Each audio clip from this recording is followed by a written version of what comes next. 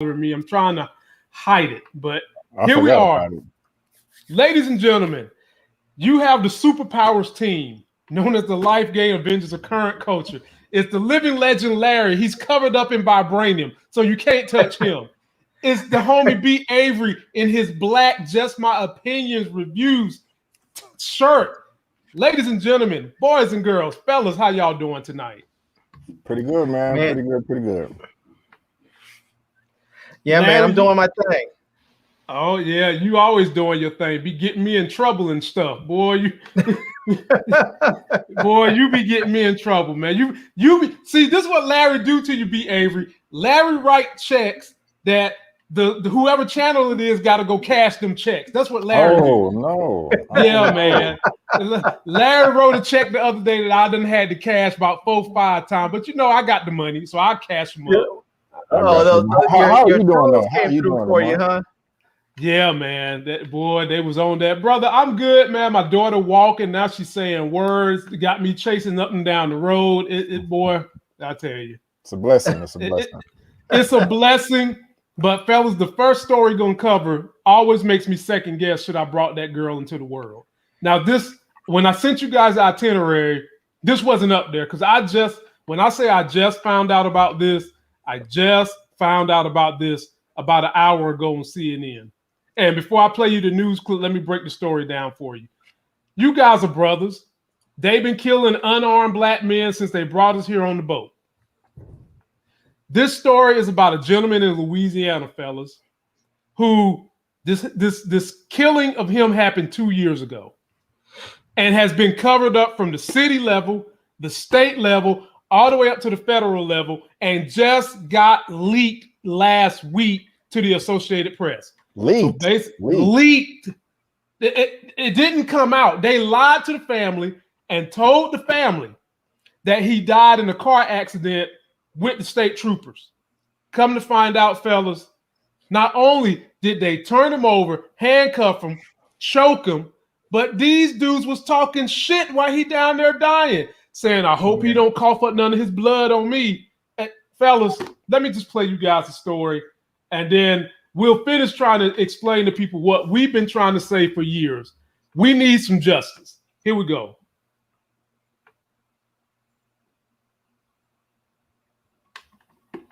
It's hard to watch, but difficult to ignore. Body cam video showing the deadly police encounter 2 years ago in Louisiana with a suspect after a high-speed chase. Miguel Almaguer has more. In video obtained, released, and edited by the Associated Press, the brutal and violent arrest and subsequent death of Ronald Green is captured on body camera.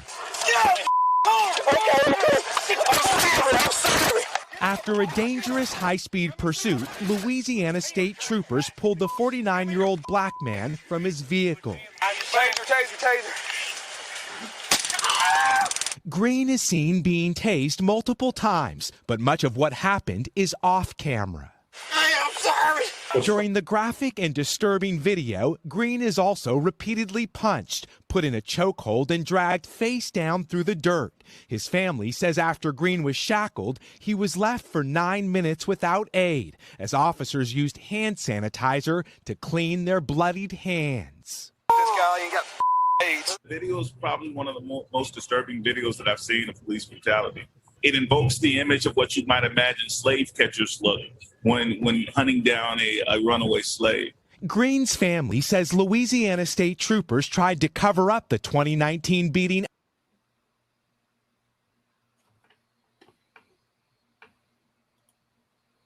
All right, fellas, man, Lord have mercy.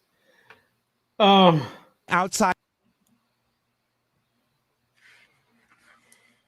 Okay, I'm gonna end it right there because we're having some technical difficulties. But Larry, if you can hear me, can you hear me, Larry? Bruh, like I was just telling you, when we first got up here, I was bothered by this because I just brought this child into the world, black child. She didn't ask to come into the world. I brought her into the world. So I wanted to be her dad. I wanted to try to protect her. I wanted to do everything I could to show her what I didn't have as a young man. I want her to meet you. I want her to meet B. Avery. I know she's got big uncle figures in her life. But when I continue to see this bullshit, Larry, this happened. What you didn't see on the rest of the video was the cover up and what they did to the family. They lied to the family and said that he was just in a car accident when clearly they killed him. And then it got covered up on every layer, all the way up to the Trump administration, covering this shit up.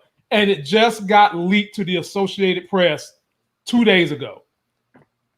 The cops was treating this guy like he wasn't even human.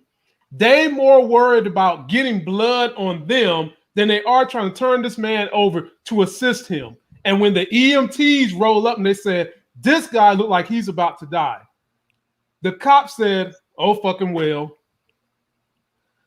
Larry, I'm going to come to you first. When are people going to wake up, understand that a tyrannical police department is not just a threat to black people, it's a threat to all society and democracy? Floor is yours, Larry, because I'm pissed about this. This is not what I want my daughter to be having to coming into the world having to deal with. Yeah, I guess I don't know when, man, because I mean maybe when there's more videos of white people being brutalized like this, maybe then it'll happen. But I'm not convinced that the people of this nation are ever going to want to really make some systematic change and real institutional change to our police departments, regardless of how many black people are killed and murdered and caught on camera. I don't think it matters. I think it's upsetting and frustrating to us when we see it, but I don't think it matters to the people of this country. I think that this country is so morally broken and bankrupt. I'm not sure there's any saving it. I have tried to remain hopeful, and I'm not sure that there's saving it. I don't think there's any. Obviously, I don't know. I don't know if there's any saving this country. I want to believe that there is, but I think that part of the problem is there is such a large swath of the population that not only is apathetic about this, but many of them actually want it. They encourage it. They believe this is the way things can be. And people often try to say the whole, oh, this is a bad apple. But we recognize this is not a bad apple when you see it happen everywhere. It's systematic. It's trained. And they say, oh, they just need training. But this is how they're trained. This is how they're trained. And if you bring that up to cops are so full of shit. They will sit up there and say, oh, I didn't learn any of this when I was in the academy. That's not what I learned when I was in the academy. But I have multiple cops in my sphere. My dad was a cop for like 33 years. One of my friends from high school, he's a cop. My best friend, one of my best friends from back home, his little brother is a cop. I mean, I have plenty of people around in my sphere that are cops, plus other people just that I know. One of my old roommates from college is a cop. And the thing that people don't always mention when they say, oh, I didn't learn this in the academy, is that they only learn a fraction of what policing is to them from the police academy. The rest of it they learn from their training officers when they get on the job. When they graduate from the academy and they have their training officers, and this is where they're getting their real training. This is where you learn how to deal with suspects. This is where you learn all the stuff that we see out there in the streets every day. And this is where people learn to kill and brutalize and maim and violate people's rights and lie about it. And that's how they learn to scream stuff like he's going for my gun. That's how they learn how to take their cameras off and set them someplace else. That's how they learn all these tricks that protect them and their retirement, because that's what they all say. Oh, my job is to get home to my wife and kid. That's my job is to make it to retirement. No, that's the job of the accountant. That's the job of the doctor or the nurse down the street. That's the job of the construction worker or the bus driver. Your job is somebody who's supposed to stand in between me and danger. Your job is to put yourself in that dangerous position. And that's why you get paid the money you do with the education level that you do and the skill level that you have. That's why you get paid that money. Otherwise, you would be working someplace else making a whole lot less. Firefighters, they get paid to run into a burning building and save an old person, a young person, a middle-aged person. They are paid to put their lives in harm's way so that the average citizen doesn't have to. Cops just seem to now say, that's not my job, and their main job is to go out there, kill people, brutalize people, and somehow lie about all of it so that they can get home to their families. And they get trained how to do this. They may not get trained in the academy, but they get trained by how to do this when they get to the streets and they have their training officers. So it's not a training issue because they're doing exactly what they're trained to do. The problem is the system, and we need to just dismantle the entire system from at every level and rebuild it and replace it with something different, something better. Will Lawrence, appreciate you, my homie, that super chat. You know I'll chop it up with the fellas. B. Avery, you're a young man. When you see this, and you continually see it, now this happened 2 years ago. This is before we felt like we was getting a reprieve. I know we talked about me and Larry, and I think you came up here with us that day when they came down with the ruling with George Floyd. Me and Larry, we was very non-optimistic. We felt like that was an anomaly, and we was just fortified by what just happened right here in North Carolina where I live at. And when you continue to see this behavior, what do you think we've got to do? Well, first, when I didn't, like you said, I didn't know we was going to be talking about this today, and it's all good. I saw the headline myself. I needed to pace myself because I just wasn't ready. So luckily, with my slow computer, I was only able to hear what with the audio and not see it, because if I would have saw it, I'd probably be in a different mindset right now. Right. But as far as what we have to do, I echo exactly what Larry said. We do need to dismantle the entire system and replace it with a system of justice, if possible. Because the system we're in is based on the system of white supremacy. It's going to take the unfortunate thing about it is it's going to take the rest of our lives to get that accomplished. Because it's embedded in, this white supremacist ideology is embedded in all aspects of life, not just here in America, but the globe. Unfortunately, they have us on lockdown. We are prisoners of war on this planet, and there's no place that we can go. I reference a film I'm sure y'all heard of, came out in '94, Shawshank Redemption, with Tim Robbins and Morgan Freeman.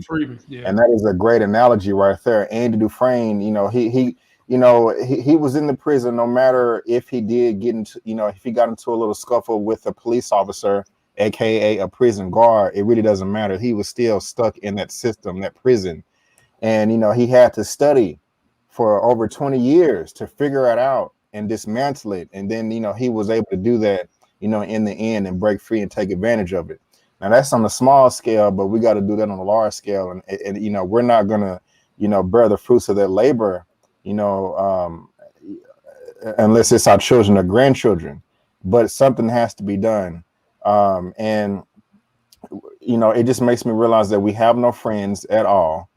We are here alone, and Black people have to realize that nobody's going to come and save us. We have to do it ourselves. The solutions are simple, but it's going to be extremely difficult. And when I say the solutions, like I've said it before, we just really have to find the people that are already doing the work, seeing how we can help them out, know our history, so that we can know who we are, but so we can also not make the same mistakes that we made in the past. Because even right now with the Black Lives Matter movement, while I agree with the movement, I don't agree with the organization. There's a lot of things echoing from the civil rights movement, and we're still making a lot of the same mistakes. We're going to have to read, we're going to have to engage, we're going to have to talk in all 9 levels of human activity. One of the topics I'm gonna bring up later, but it's going to keep happening, and that's the sad thing. But We can't just sit on our hands. We can't just pray about it without following it up with action. You know, we literally have to do this ourselves. We all have to change our lives and just start engaging on all fronts, you know, talking and just figuring this out and doing the studying the data, studying the research, studying the patterns, adapt the code of conduct. I mean, and another thing, like Black people, we need to adopt the code universally. We don't have one. We're just scattered, running around, you know, just asking everybody to love us. You know, I can't stand a Republican, and I can't stand a white supremacist. I'm not a Democrat either. I'm neither. But one of the things that I respect about the white supremacists and the Republicans is even if they hate each other, they're still able to work amongst each other to withhold their power. They have a code that they stick to. No, even if they don't like each other, they stick with each other no matter what. All these Republicans, they hated Trump, you know, but they still had his back, and that's how they maintain their power. But they do that off of just, you know, white supremacy and evil and bigotry. Black people, we need to do that off of justice and righteousness. You know, like we have to be on top of the mountain of things that we have to do. We also have to learn to work with each other when other Black people, when we don't like each other.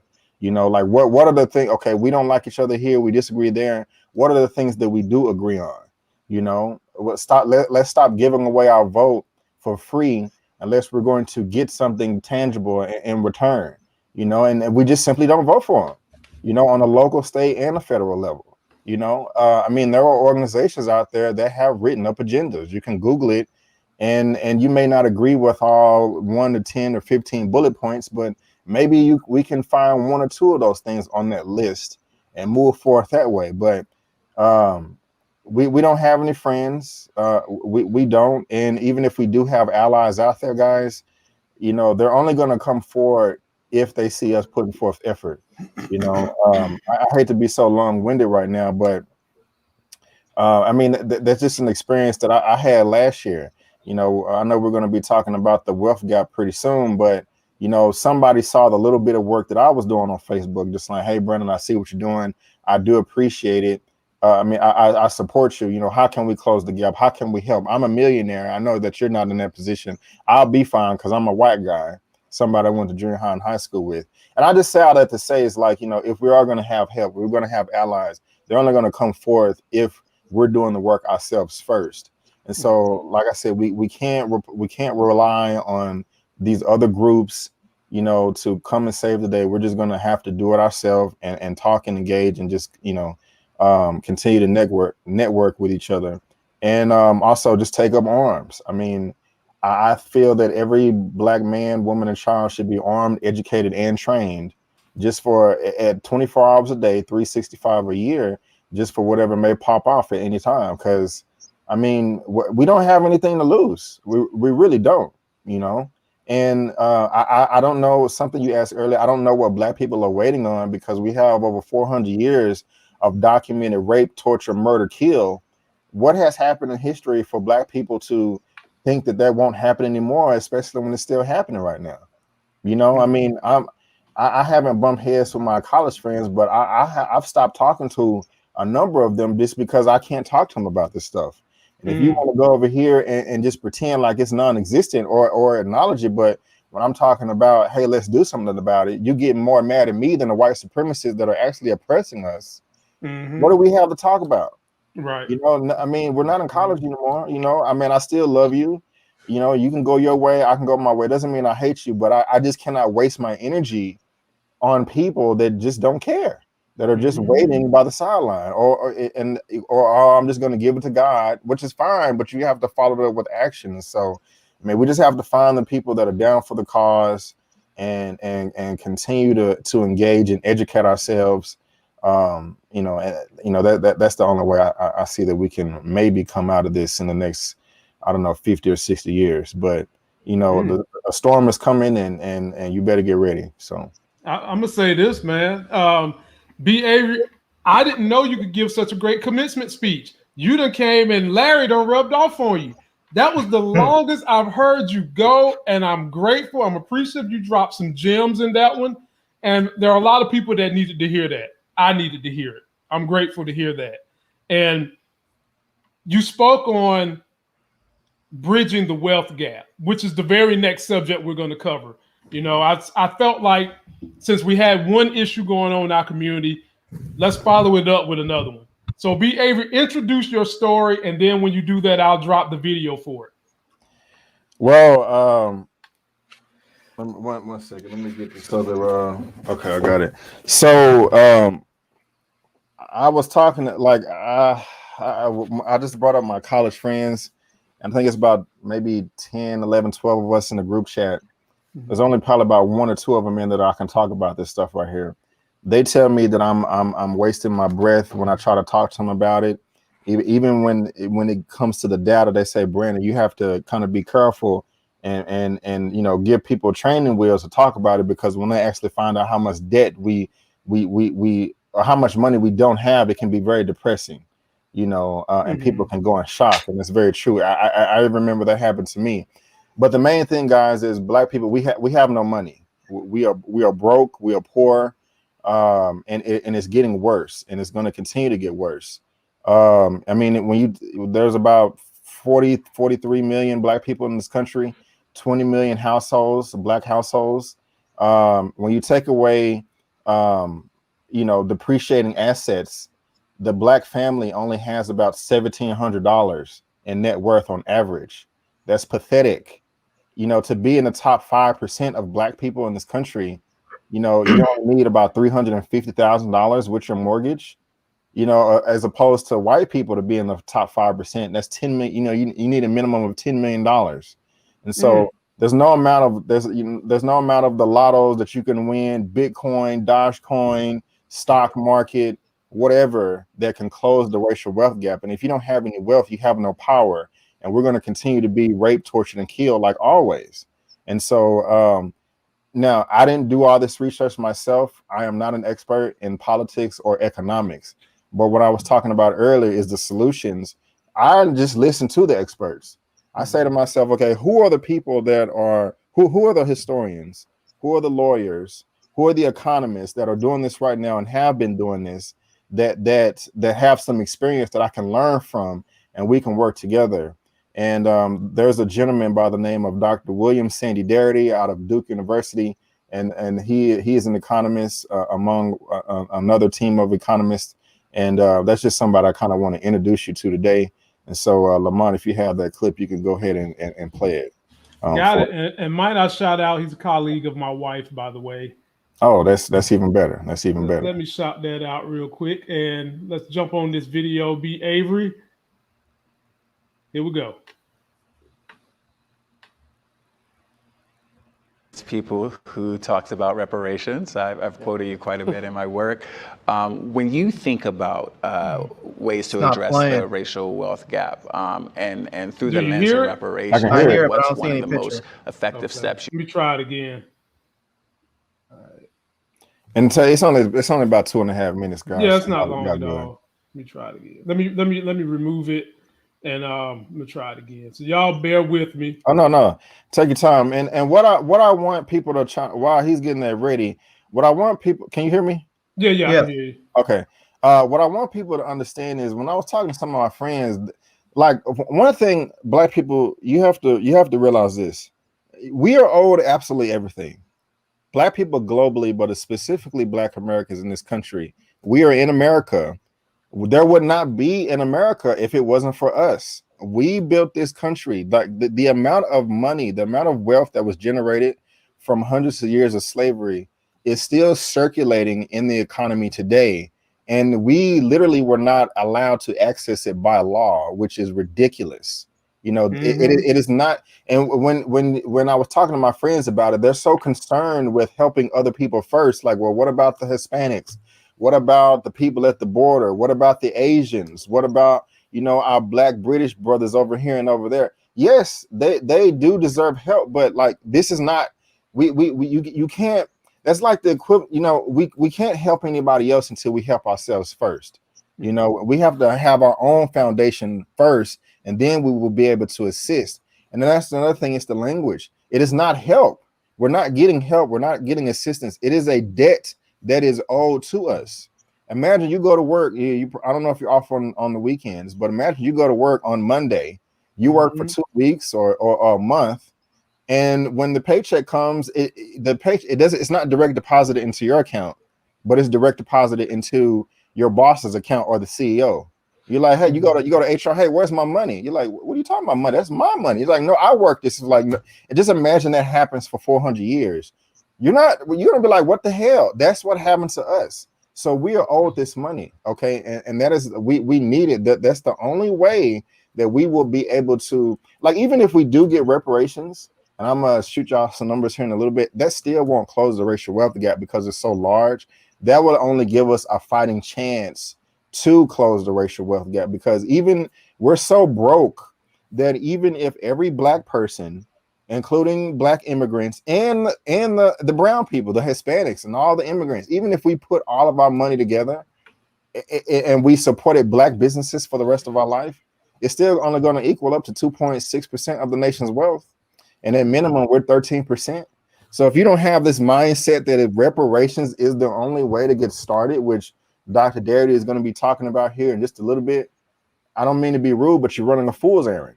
You know, I mean, you have a better chance of flying, you know, like you from Dragon Ball Z or something like that. And I'm just being truthful. So, I mean, there's a number of reasons why, I did vote, and I did vote for Biden because I wanted us to get out of the pandemic. But like moving forward, if this is not part of the conversation on a national level, and mind you, state and local is equally important. You know, it's not just the federal. You got to get on your local stuff too. If that is not, if they're not speaking that they're just not going to get my vote. Period. I mean, we've been voting for Democrats for decades. The only reason they win is for us. So that is a little power that we do have, and Black people, we don't realize that. And so Dr. Darity, Dr. Hamilton, Matt Brunig, I'm just listing off economists right now. Professor Mercer Baradaran from Georgia. These are people that are working on this. And so I just really implore you just to listen to them. Get in where you fit in. And even if it's not your cup of tea, that's fine. Just save it in the back of your brain, because you may meet somebody next week, next month, next year that may be able to be into this. You can be like, you know what? I remember this guy on YouTube named Brandon. He was talking about this, and the so-and-so's name is so-and-so, so-and-so. Look him up. You know what I'm saying? Get in where you fit in. And that's not even everything, guys. That's still just a small piece of the puzzle, but it's an important piece. So you just have to think that way, you know, because I'm getting flushed there. I'm just so take a break. I got the video. Okay. However, if the visual doesn't play, I'm just gonna let the audio play this that's time. Fine, man. Yeah, that's cool. That's cool. Here we go. It's people who talked about reparations. I've quoted you quite a bit in my work. When you think about ways to address the racial wealth gap, and through the lens of reparations, like what's one of the most effective steps you think can be taken immediately? Well, I want to thank Ryan for introducing reparations into the conversation. I've done a substantial amount of work on this topic, particularly in conjunction with my partner, Kirsten Mullen, and we have a new book on reparations that will be available in April called From Here to Equality. In the final chapter, we try to sketch how you might actually execute a reparations program. I think one of the critical things that we have to recognize is the magnitude of the racial wealth gap. And I think we've talked about the racial wealth gap here, but I don't think we've all. Oops. My bad. Oh, you straight. Of the scale of that disparity. So if you were to examine the American population as a whole, Black Americans are about 13% of the nation's population, but Black Americans possess less than 3% of the nation's wealth. What that translates into at the average is an $800,000 differential per Black and white household. That is to say, the average Black household has $800,000 less in net worth than the average white household. And I'm talking about looking at the average or the mean instead of the median, which Ryan referred to, because 94% of the wealth that is held by white households is held by white households who have a net worth above the white median. And so if we're thinking about closing the racial wealth gap, we have to think about closing it at the mean rather than at the median to absorb the full differential in the proportion of wealth that's held by the two communities. So if you were to bring the black share of wealth at least to the black share of the population, it would require an additional at least $10 trillion. And so the other kinds of programs or initiatives that we're talking about are not going to come anywhere close to trying to eliminate or eradicate a gap at that magnitude.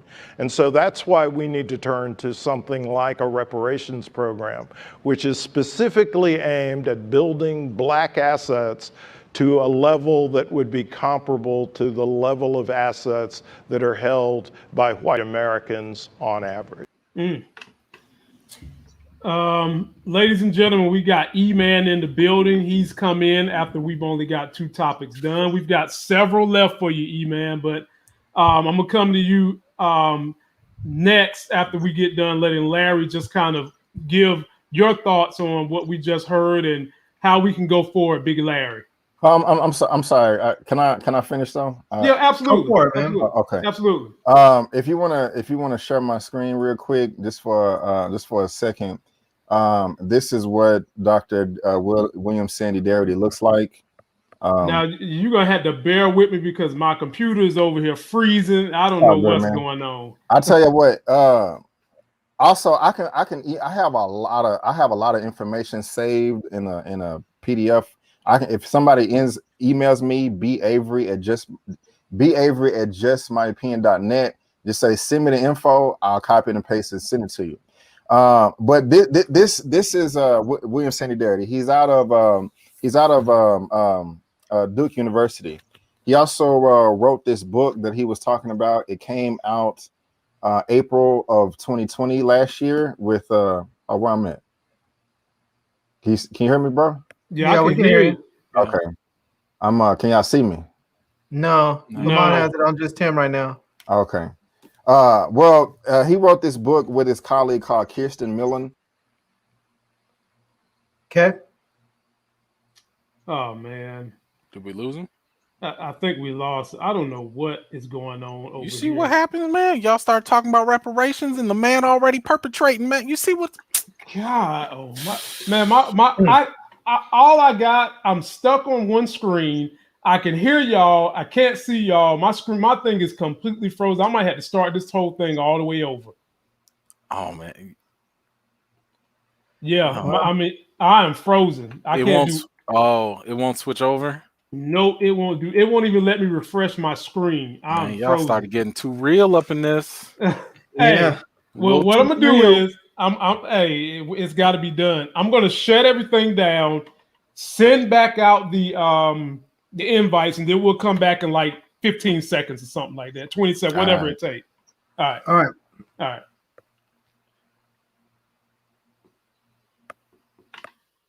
Damn, man, what?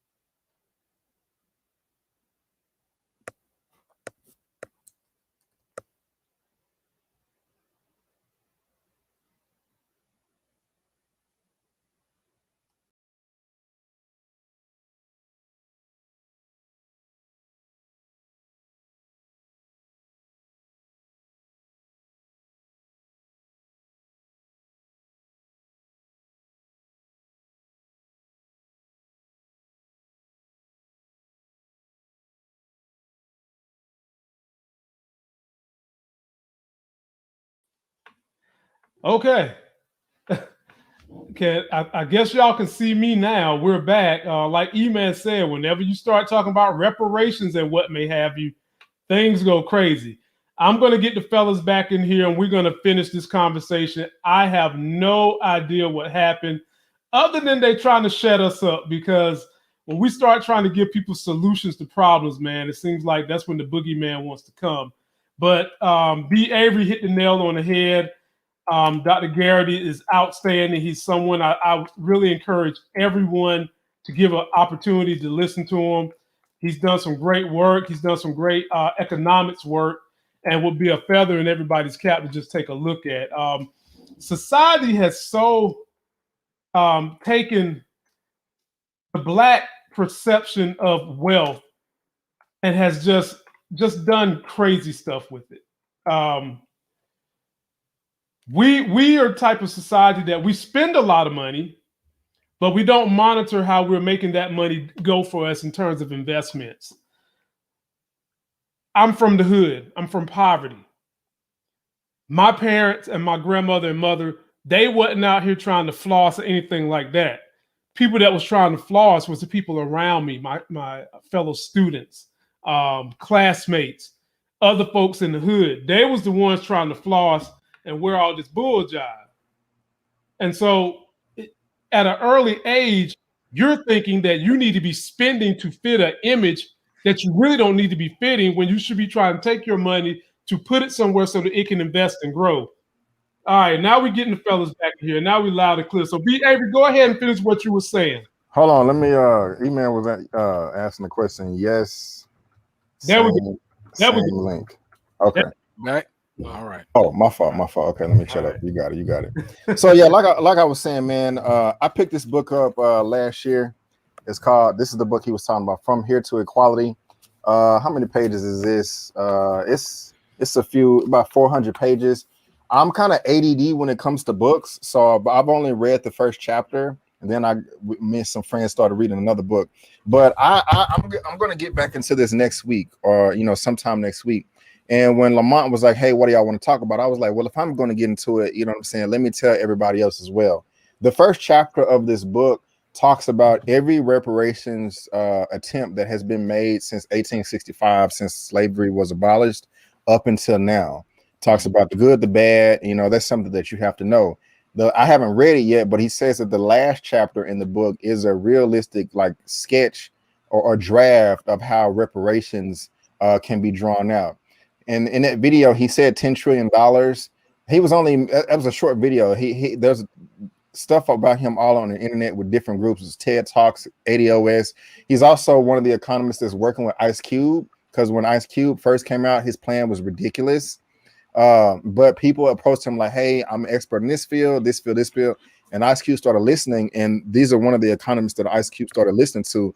So that's dope right there. One reason why I support him.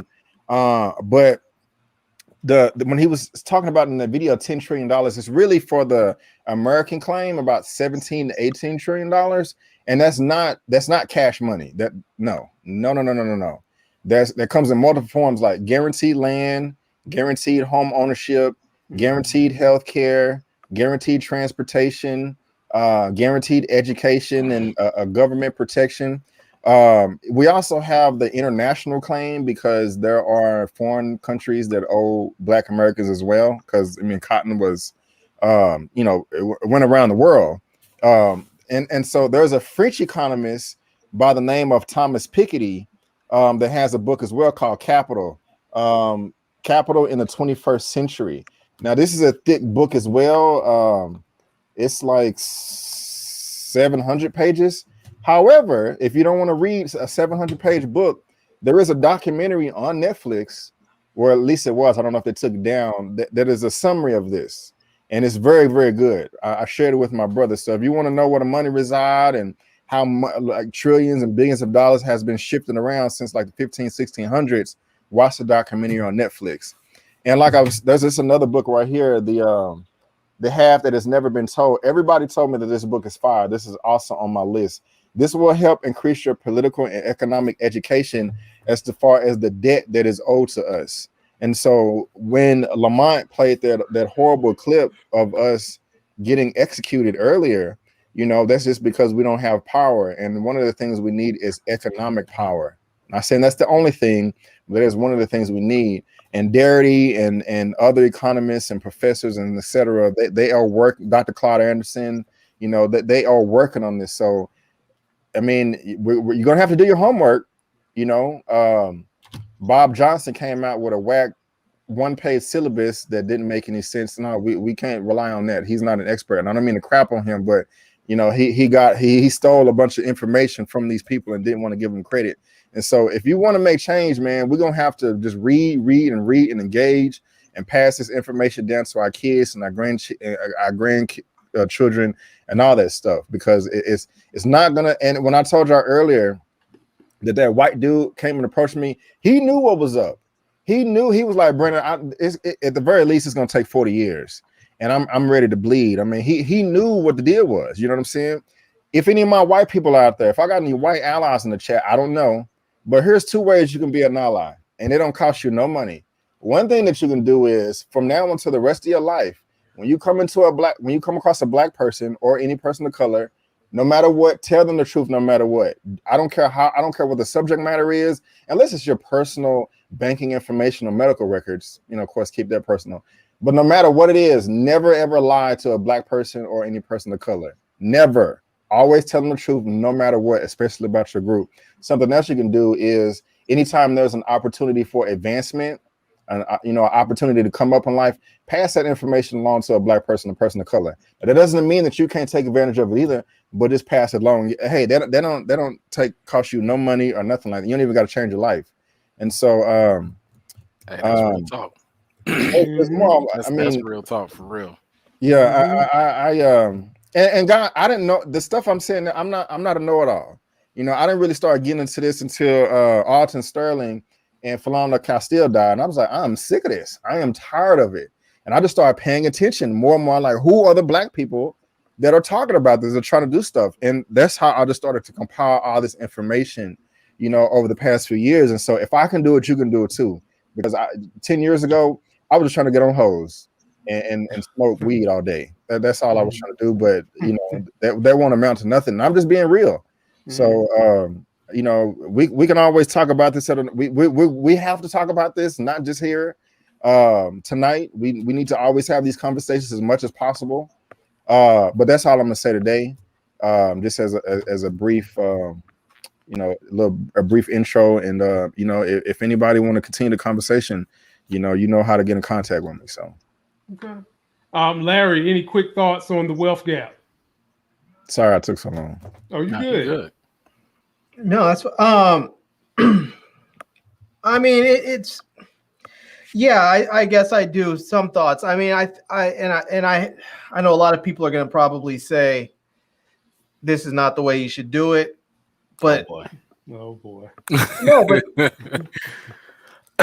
and I say this in all seriousness. I think for at least a good solid generation or two, we should have black men, black women too, but because these are male dominated fields, we should have black men in mass numbers join the military and join our local and state police departments, because we need to be put in positions where we can protect our brothers out there.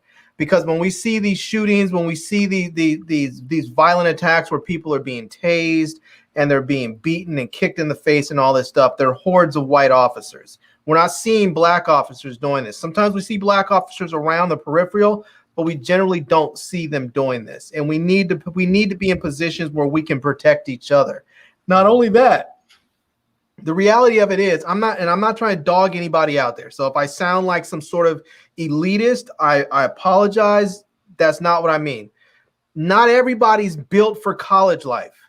All of us in here are all college educated. Some of us have advanced degrees, and not everybody is built for that. Some people don't have the will or the discipline or the intellect or simply the finances to be able to go do it. And so there are jobs that allow you to have a good life, to build income. And a couple of those places are, one is the military. Not only does it allow you to have a place where that you can earn a retirement and you can have money and get housing, but it also will train you it will train you so that when you need to pick up arms and defend your community, you will know how to do so. You'll know how to do it. You'll know how to train others how to do it. And the same thing with the police departments. You can go and become a police officer. You don't need a master's degree. You can go and become an officer and make a decent living. You can make $40,000, $50,000, $60,000, $70,000 or more, depending on if you're in a big city. You can have a decent life, and at the same time, you're able to protect the men and women that are very, very vulnerable. And a lot of people, for a long time, black people were locked out of those types of jobs. And a lot of white wealth was built because there were people that were functional idiots in a lot of ways that were able to do really good jobs because they were able to join a union, whether it be a police union or one of those Masonic, unions or something, whatever it is that they were able to do so they can become a builder or a landscaper or a ditch digger. They were able to go and get those good jobs and build wealth. They were able to buy homes and build equity and then send their kids to college on the backs of that equity. And their kids can then get better jobs and attain more wealth.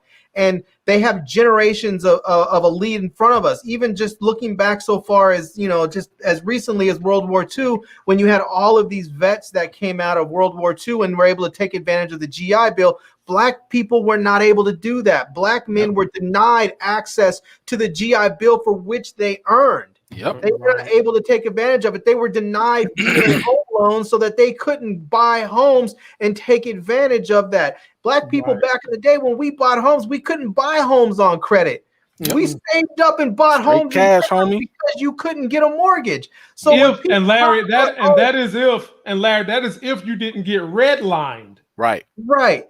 And so when people talk about, my dad did it, my grandpa did it, how come you can't? Because your grandpa was able to go and take $200, $300 to a bank and say, I would like a home loan, and go get a home, because homes didn't cost, what do we do now? You go get a home that costs $3,000, you brought them 10%, and they give you a mortgage. Black people don't have those options. They saved up and saved up and saved up, and then somebody may have died and gave them a life insurance policy, and they took all that money and they bought a house. And that's why it was so important that people pass those houses down. But what would happen is you would end up with these people. They would take these homes, they'd pass them down. The kids didn't understand what that meant. They didn't understand what was going on. And there would be a neighborhood that got gentrified, and the white people would come in and say, I'll give you $75,000 for that home. And a lot of black people who had never seen any money in their life think, $75,000, that's a huge amount of money. And so they sell that home, not knowing that home was worth $500,000, and so we need to do some of those jobs that we don't always want to do. I know everybody wants to be a ball player, everybody wants to be a singer, everybody wants to be an actor, everybody wants to be a social media influencer, everybody wants to do something big and lofty, and that's great for those who can. But there's a lot of other people out there that should go and become police officers, deputy sheriffs. My dad was a deputy sheriff for 33 years. He was able to get us in a position that we could go to college, that we didn't need to be out in the streets running around selling drugs or acting a fool. We were able to actually do things. My mom was an attorney and became a prosecutor. They were able to do things that were not real popular with black folks, but they were able to actually build a little wealth and actually able to help us move forward in life. And black folks need to do some of that, partly because we need to be able to protect ourselves, and getting in those positions will help protect us. And part of it is too, it's a matter of building wealth for those people who are not always going to be part of the talented 10th, as they say. And I hate to use that expression, because I know that I am part of that talented 10th. It's all good, brother. Well said. Well said. E-Man, finish this up, and then we'll go into your story next. Man, so I guess I'll compliment a lot of what both of y'all said in some degree. I mean, I think knowledge is power, right? And we hear that so much that it's a cliche, but it literally really is power in this society, right? And that is something that, I mean, you're talking about when you look at the history on the books, ironically, black people are the only people that were like denied the right to read. It was against the law for us to just read, right. And you have to think about like what was so dangerous about us reading. Knowledge, because the more we know, the more powerful we are. And I think that goes into so many different things. I mean, Larry's right. Going into those unconventional jobs is something, but the thing is the complexity of the black problem, the racial wealth gap is literally just one problem. It's just one problem that we have. Now, of course, if we can solve that, it can trickle down and bleed into other situations, but it's literally just one thing that we have to tackle. So it's kind of like, yeah, we do need some more people that are policemen or, you know, in military or whatever, but that still doesn't solve very much, right? Because we still need people that are making the actual laws and legislation and policies. That still doesn't really solve things, right? We still need, and I am very, very impassionate about this. We need black educators. We need black. We do. I was just talking to my homeboy about the fact that it took until high school for me to see my first black male teacher. Bro, What? High school. Bruh, same, bro. What? That was the first time I ever saw, and I went to a predominantly black grade school, elementary school, middle school, all of that. I lived in a black neighborhood, and it took forever just to see one black male teacher. I didn't even have his classes. You know what I'm saying? But like the thing is, they're so influential, especially for, you know, black men. We look up, or black boys, we look up to black men. Black women will look up to, you know, black girls, to women, and so you know what I'm saying? Like, that's important in terms of like guiding. I mean, just my little 4-year-old daughter. I'm sitting here remote learning with her. She's watching all this animated stuff, but I found this sister who's actually doing like preschool learning on YouTube, Miss Monica, and my kid is like glued to the TV, glued way more than any other cartoon learning program out there. So stuff like that matters. But going back to the racial wealth gap and stuff, the other part of what Brandon was talking about, yes, it's important for white folks because a lot of times white folks do have that knowledge that probably got passed down because of all the networking that they have access to. And nepotism. And nepotism, of course. It is so, I could tell you so many stories as being just a critic. How many times I've talked to my white colleagues asking for just advice. Yo, how do you do this? How do you get into screeners? How do you do that? Nothing. Nothing. They don't tell me nothing. And I have to go learn the hard way. I have to almost get banned. I have to almost get, you know, violate, you know, embargoes or whatever. I'm learning the hard way because all these people that are already in this industry didn't want to give me a leg up, didn't want to tell me nothing. That's why, like, when I'm networking with you brothers, if y'all got a question, I got you. Because I know what it felt like to be iced out like that.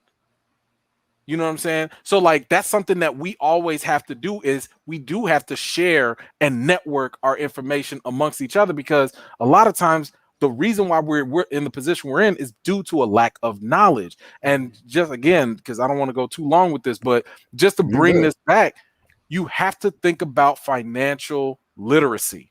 I don't care if you're a tradesman to a PhD, you're going to use money. You need to learn how to use it. You need to learn the 3 basics: saving, budgeting, investing. If you could, this is what I'm teaching my kids right now. They said that the younger you teach your kids, like, just to have a bank account, the more exposure they get, the more financially literate and sound they will get down the road. That is where we need to start, because it does, like I said, it doesn't matter where you are in life. You're going to pay taxes. You're going to have debt to deal with. You're going to have money. Financial literacy is the thing. I don't care what you're doing. Go pick up a financial literacy book. I'm not talking about how to get rich quick. I'm just talking about the basics. Go get an Investing for Dummies book. Don't feel insulted. Literally go take it. It will open up your eyes to all these. Don't look for the get rich quick schemes. That's not important, because if it was that easy, everybody would do it. And nobody would put that information in the book that they're trying to sell you either. Matter of fact, it's a hustle just to do that. It's a hustle just to sell you information. But if you can take the time, you got a channel like this, Life Gains, investing information all day.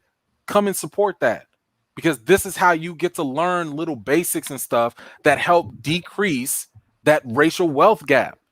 It's financial literacy. That's one element if we're just talking about the wealth gap aspect, because it still bleeds into political stuff. We as a community, because I like what Dr. Claude Anderson talks about, we need those power economics. We need to gain that capital. We sitting here giving our money to Nike and to all these other brands and stuff. We letting rappers and people influence us and entertain. You know what it is. Brandon knows the deal. Powernomics. It's all about where do you put your money?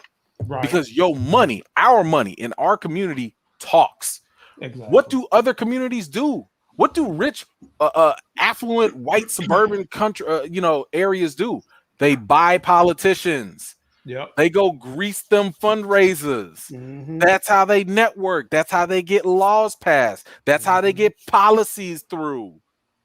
What are we doing? Yo, I need them mics. I mean, I'm just saying, and I'm not trying to be preachy, but I need us to understand the difference. We've been conditioned to buying liabilities, not assets. Exactly. A car is a liability. A car don't do nothing for you unless you're an Uber driver and it's making you money. Or you get a Tesla. Man, whatever, man. You keep your Tesla down. But I'm just saying, I need you to shift your thinking. Just everybody shift your thinking. If whatever you're putting your money in does not make you more money, it's a liability. Liability. All day. It's literally eating up your money. If you put money in something and then it comes back to you, now it's an asset or an investment. That's what, when they say money making money, that's the game. That's been the game. They used us through slavery to make them money. Exactly. I'm sorry. Can I say something else real quick?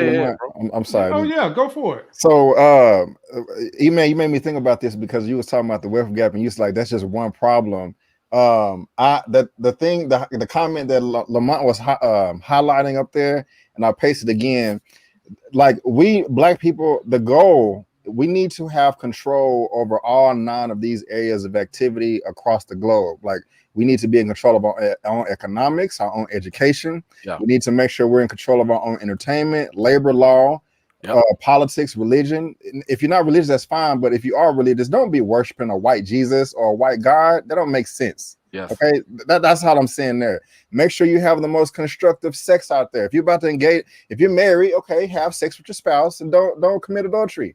If you're not married, if you're gonna have sex, like, okay, is this sex constructive or non-constructive? Also, we got to be able to defend ourselves. So those are the 9 areas of activity. We got to engage in all of them. And the white supremacists have us on lockdown on each of those areas. Dr. Francis Cress Welsing, who was a Black psychiatrist and psychologist, a Black psychologist and psychiatrist, I think I just said the same thing. She passed away in 2016. I love her race theory because majority of us have a very elementary understanding of race. So I would check that out too. She came up with the 10th area, which is medicine. That still kind of plays into the other one, but if you want to get nitpicky, you can. And just the last thing I want to share before we move on, hopefully it'll work this time. If you want to share if I can share my screen, let me click the button real quick. This is a report that like William Sandy Darity that we was talking about earlier. He wrote this with a few other economists. It's called "What We Get Wrong About Closing the Racial Wealth Gap." If you just Google that title, it'll come up, and it's 67 pages long. Okay, just read it at your own leisure. It's just good information. It's good education. It just talks about the racial wealth gap, huh? I'll say y'all better be taking notes. Yeah. So please, I'm trying to give y'all some information here. That'll help. So just look. I'm doing what I can. Pay attention to it at your own leisure. Share it with your family. Share it with your friends. It's the increasing education and engaging. And the last book that MLK wrote before he was assassinated, Where Do We Go From Here? One of the things at the end of this book that he said is it takes a combination of education and social action. Yep. Okay, you have to educate yourself, right? But even if and you then educate you go yourself, you gotta talk to other Black people about it. Okay, I read this book and I read this book. Okay, I read these books. Let's put all this together. Knowledge and yeah, and there you go. So I'm done. But no, you good. Hey, I just before we move on, I just wanted to highlight this. Y'all know I'm in Chicago. She's speaking facts right here. Okay, this is something that I went look just with my kids because I live in the burbs now. Just with my kids, when I went to high school, I was top 4 in my high school class, all of that, honors class, AP, all of the good stuff. I thought I was smart. And I went to college and I was like, what's this? And they were like, oh, this is just review. I was like, review? This is new to me. What is this engineering 100 class? What are y'all talking about? How do y'all know that? Everybody else around me is just like, la la la la la. I'm like, I'm studying my butt off for the first week of class, because in my Black dominated area school, they didn't teach us none of this. Now, luckily, I've been fortunate. You know, me and my wife, we've stacked our money enough and, you know, have a decent living to put our kids in a better school.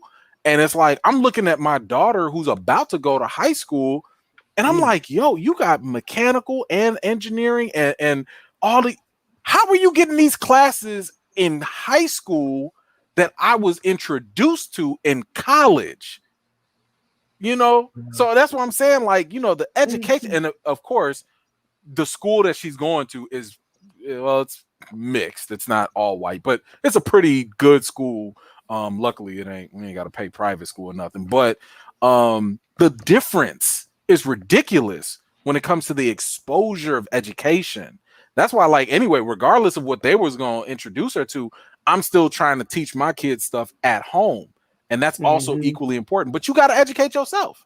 Just like Brandon was talking about. You got to educate yourself so you can pass that knowledge down. So that way we're not sending our kids out there ill-prepared and ill-equipped. But anyway, let me leave it at that. Well said, fellas. I think I'll just put in my small 2 cents, then we'll go ahead, E-Man, we'll let you introduce your story. For those of you that feel like you don't have any of these capabilities, there's a capability we all have. It just took one white dude to create it and put it on an electronic platform called Facebook. Each and every one of you has the ability to network with people you see that have your mindset, your heart, or are doing better than you. You can just reach out to them and say, look, I want to learn from you. I want to network with you. What can I do to be in your good graces or be of some service to you? Me personally, every one of these men that's educating you guys, I reached out to all of them individually. Not because I wanted anything, but I just want to network with them. I saw good in these brothers. I saw that there was a message that they could get across that could not only inspire someone, but educate someone besides just the great entertainment value that they all bring. And you know what? Anything I got, they got. All the knowledge I have, they have. Resources I got, they got.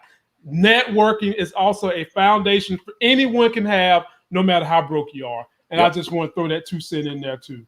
And I'm grateful to have these brothers in my corner. Thank you. Thank you. So now, ladies and gentlemen, we will get on with the entertainment piece of what's going on. And this story belongs all to E-Man. and I got one better for you, E-Man. I'm going to post it with a caption. Let me post this caption for you real quick. And then you can go ahead and break the story down and drop into it. So there you go. That's all you need right there. That's it. Look, this is simple. We just got done talking about this on my live just earlier today. Kevin Feige is having regrets on casting Tilda Swinton as the Ancient One. Okay? Now he feels bad. Now he feels like they messed up. Wait a minute, okay. E-Man, can I stop you for a minute? Please, go ahead, bro. Now, we wasn't talking when this movie came out. Yeah. But I put out a video saying, what the hell are we doing here? And I remember you didn't say it the way I said it. You didn't say it, but you had questions about it. I remember it. I remember you had questions about it. I think the main question was, why?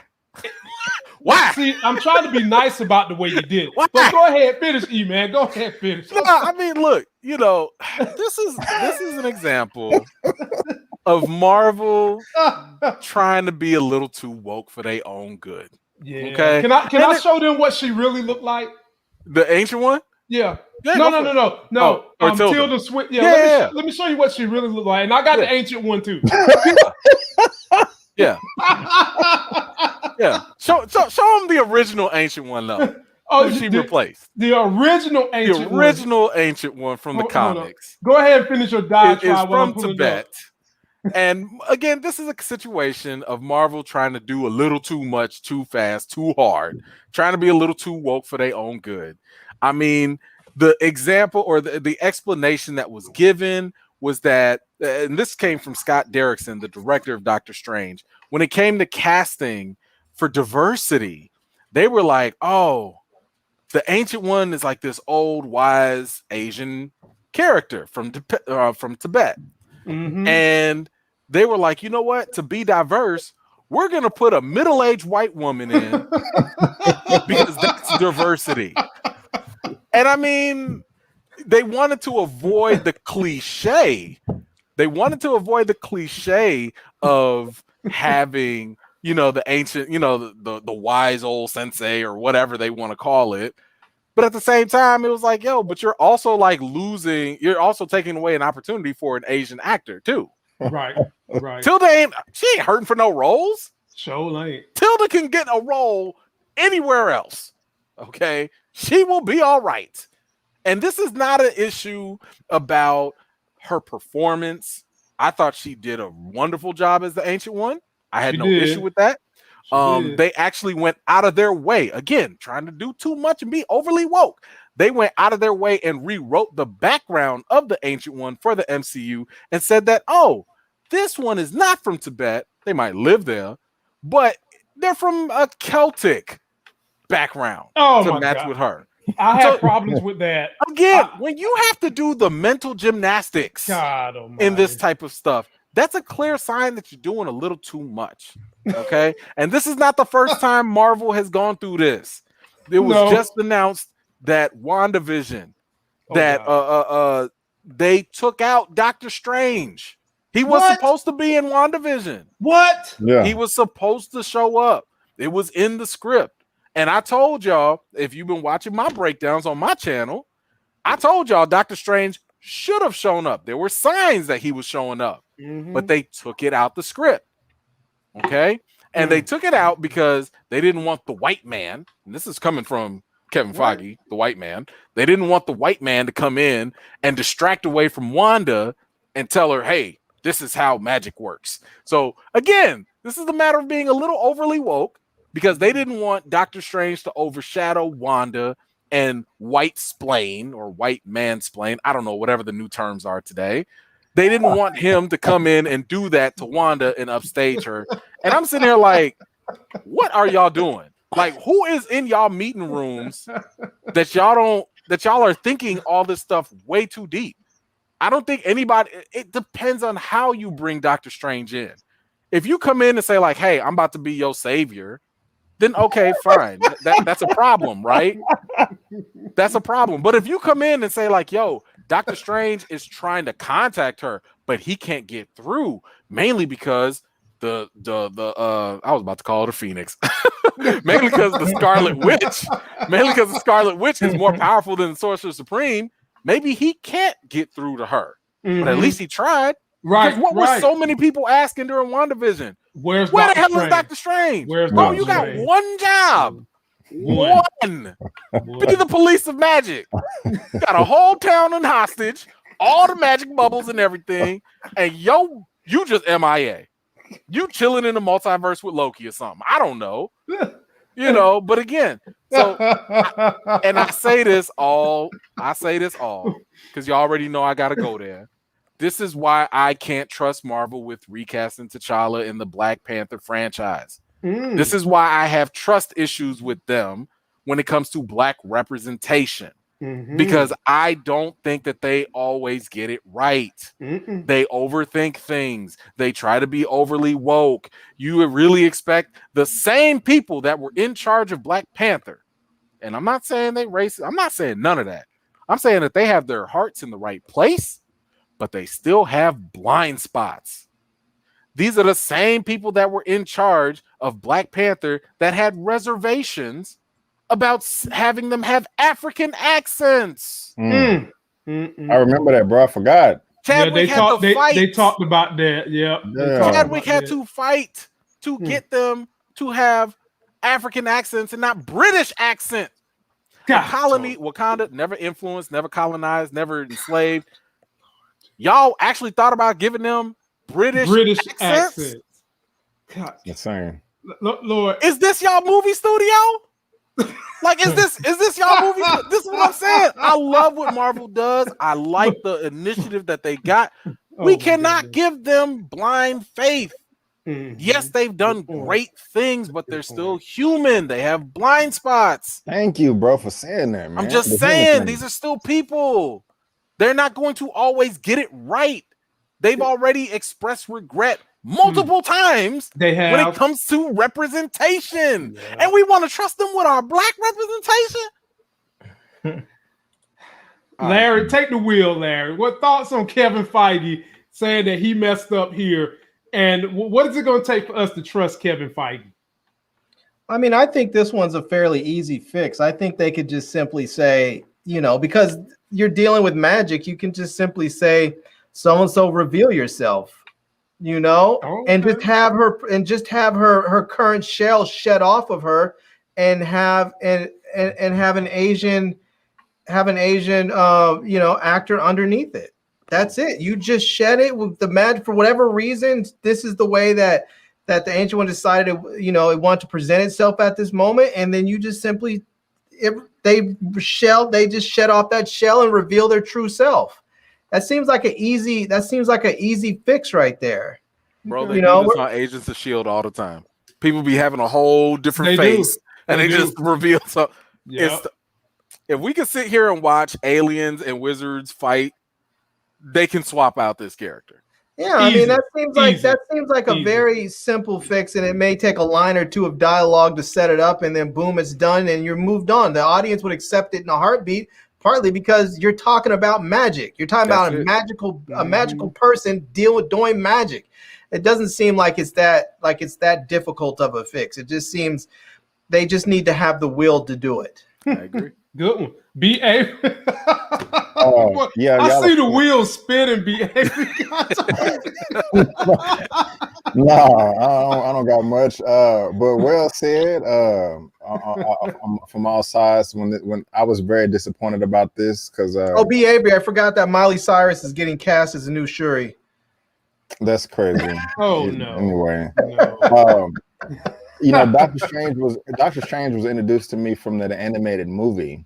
And so I was already fixated on like a Asian fulfilling the role. So I was highly disappointed. Like E-Man said, she did a great job, but it does suck.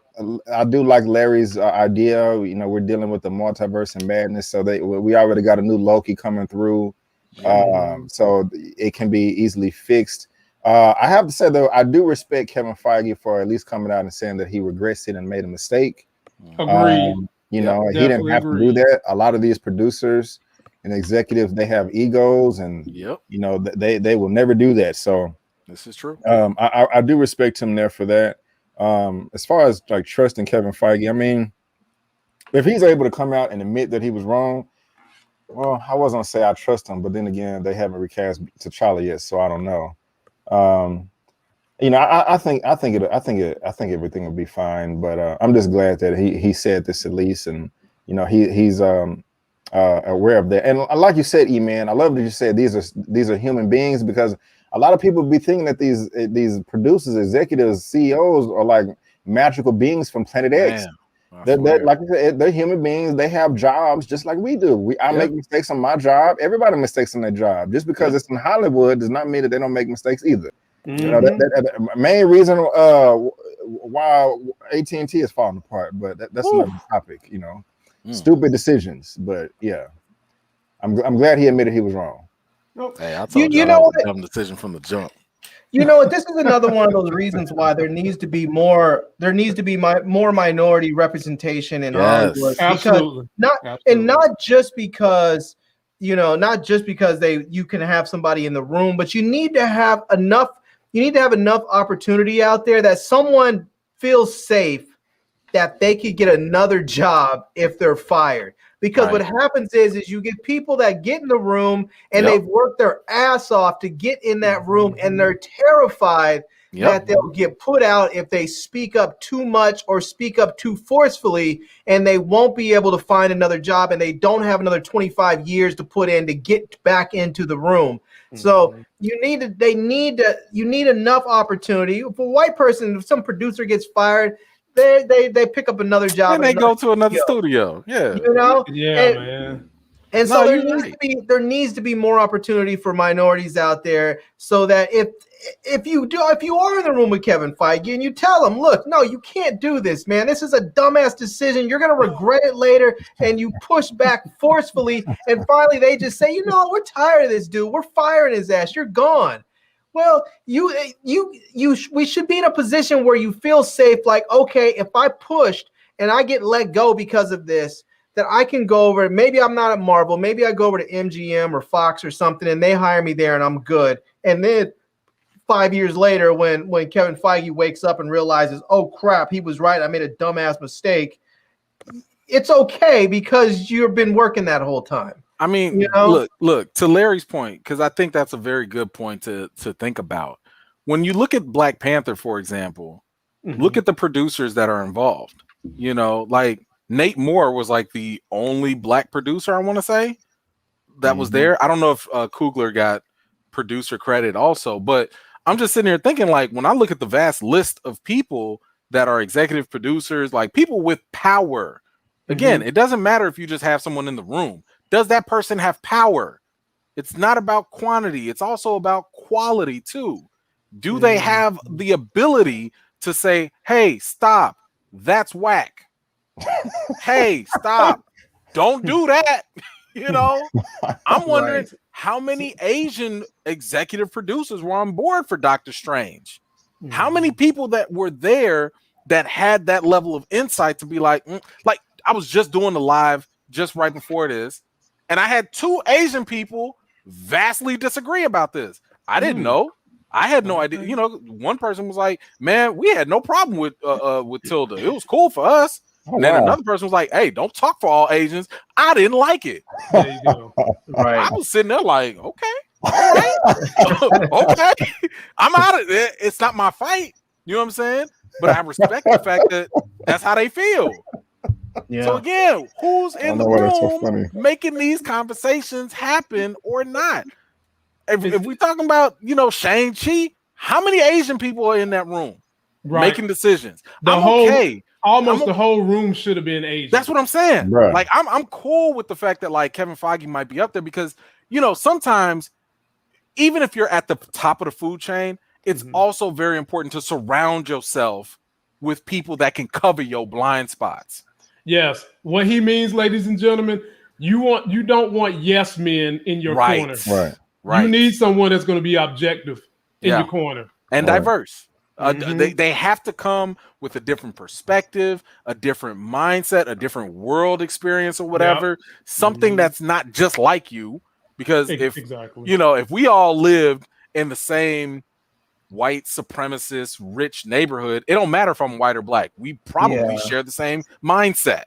He talking about Cracker Bread, Kansas. Everybody from Cracker Bread, Kansas. No, what he's saying is truth. I mean, it's can't. True. If you're Kevin Feige and you want a second opinion, don't go down the street and ask your black buddy who went to Exeter and then went to Princeton and now works at, you know, and is living in the same neighborhood. This dude grew up in the same sort of white bread experience that you had. He may be black and had a slightly different experience, but he's still gonna have a very similar mindset in a lot of ways. Right. Yeah.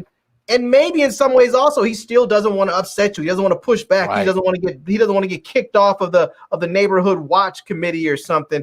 And so country club, need to step off. You know, you need to step out and go somewhere else. Go ask people that are part of, you know, the Black Film Critics Association or something, or you know, or head down, go reach out to somebody at Howard University's film school or you know, or wherever. Go talk to Spike Lee. I don't know, something.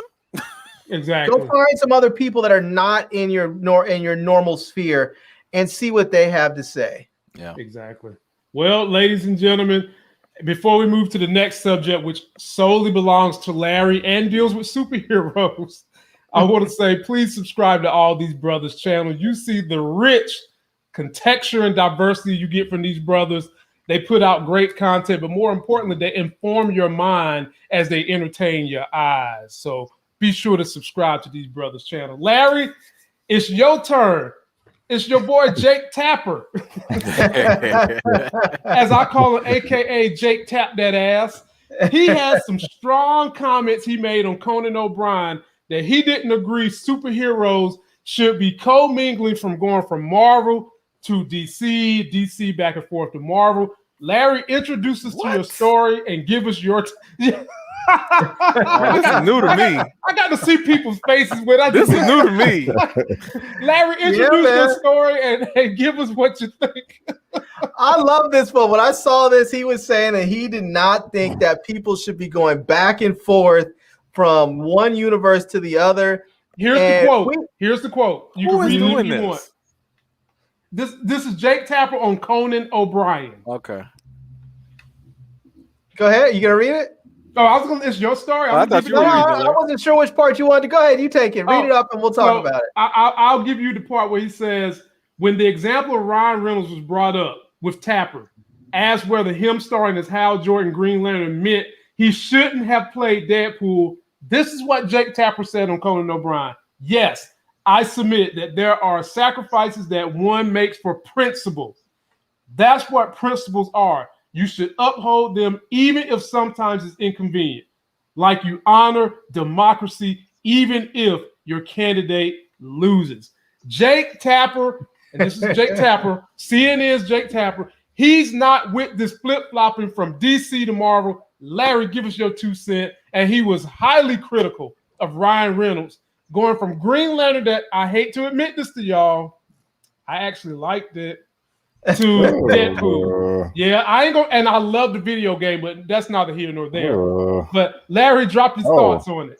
It was interesting that with that, and they did clear it up a little bit later in the article where it says that that Ryan Reynolds actually played the Deadpool character first. So what he should have done is not have played Green Lantern, if he was going by the Jake Tapper rule. But it's interesting because he's talking about going back and forth, but there are people with what was that? I'm just saying he's just gonna leave that picture up. I'm trying to take you seriously, Larry. He's just trying to sabotage you with Deadpool all naked on the screen. Like I'm trying to pay attention to what Larry's saying. Oh man. Yeah, I mean, we've seen where there have been actors that have played more than one character in the same universe. Even you have Josh Brolin, who plays both Thanos and what's his name from Deadpool? Cable. So I mean, it's possible. I think where the problem comes in is when you can see the person's face regularly and you associate that person with one particular character, and then they move over to the other universe or another character. It's hard. It can be hard for people to make that separation. Like, I think it would be difficult for a lot of people to see. God, I'm blanking on all these names now. Dude that plays Superman right now. Henry Cavill. Henry Cavill. Yeah, Henry Cavill. I think it would be difficult for people to see Henry Cavill go over to the MCU and play a superhero because they see him as Superman. But I think what he did is smart right now, where he went and he's in The Witcher and he's playing that role. And then he can possibly come over to the MCU. I think he would do better in the MCU if he came over and played a villain rather than a superhero. I think that would probably serve him better career-wise and would be easier for people to accept. But it's difficult, I think, at times for people. Like I have to admit, I would have a hard time if all of a sudden, I'm looking over in DC and and what's his name that plays Wolverine is over there on DC playing some character. I would be like, wait a minute, what's Wolverine doing over here? Hugh Jackman. Hugh Jackman. It takes a little time. I think part of it is you need to take a little break so that you can I think you need to take a break. It would help if there's another person that comes in and takes over that role. So there's a little bit of time to flush you out of it and clear and allow people to clear their palate of you in that role. And then you can move on to something else. Or if you go and play another role and they don't ever see your face, then it's a different story, because then, like even something with Josh Brolin, we saw his face as Thanos, but his face was all distorted. It was total. It was it wasn't. You weren't seeing him as him.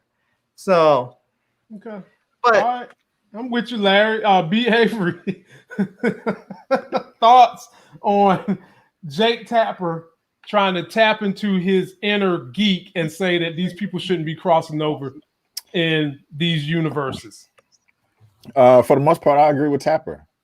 Oh, because to a degree, because as far as the Deadpool Green Lantern thing, that really doesn't count to me because Green Lantern was his own standalone film that failed over 10 years ago, and it's not part of a cinematic universe. So I'm not tripping on that.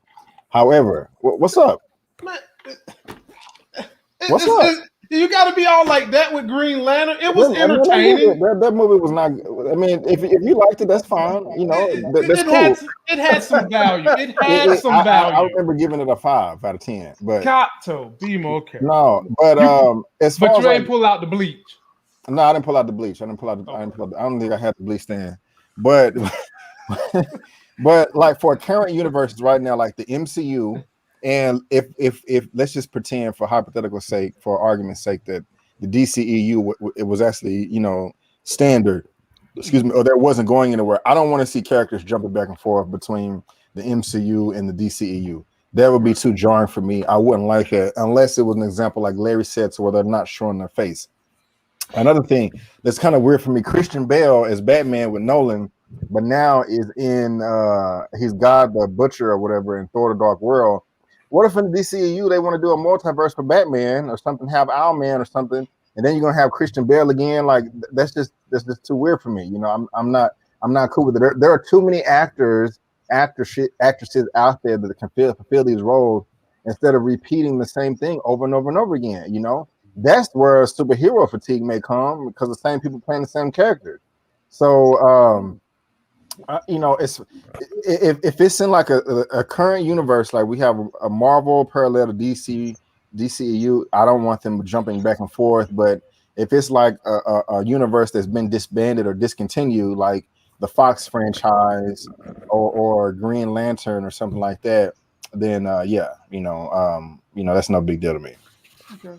E-Man, finish this story off for. Hey man, put his quote back up. I just want to see something. Oh God, you want to break it down? I've already trashed the quote. Oh, you trashed it? Okay. Yeah. Well, let me just give you my first. But I'll put this up for you. No, but come on, man. Come on, man. I'm trying to think. I gotta eat after. You got all these distractions. All right, man. Okay, I'll give you Jake Tapper. How about that? I mean, what the hell is he talking about? What is he talking about? What is he talking about? His quote didn't even make sense to whatever the hell they was talking about with Green Lantern and Deadpool, and he talking about some liberties and the civil this and the you have to. What are you talking about? Actors. No, E-Man, Jake Tapper is a CNN. Bro, he needs to stay in his own lane. Okay. How many times have we seen journalists go from Fox News to CNN or CNN to MSNBC? Are they not allowed to cross over too? Because then that'll be too confusing. Man, miss me with all that mess. First of all, let me go to one point that B said, because I wrote a whole essay on this. I did a whole video on it. There's no such thing as superhero fatigue unless the movies suck. Right. That is the only way people get tired of superhero movies. It's the only way you get tired of any movie. We hate terrible movies. We love good movies. If you keep chucking out good quality superhero movies, like Green Lantern, stop it. People are going to go with that. And I would also translate that to the performances. It also depends on the actor. If you take Chris Hemsworth as Thor, but then you go make him He-Man, and he's able to do two distinctly different performances, you will not have a problem with that. Stop playing. We do this all the time. No one sat here. Hold on. No one sat here and was like, oh man, I can't tell the difference between Rambo and Rocky. Oh man, I can't tell the difference between Commando and Terminator.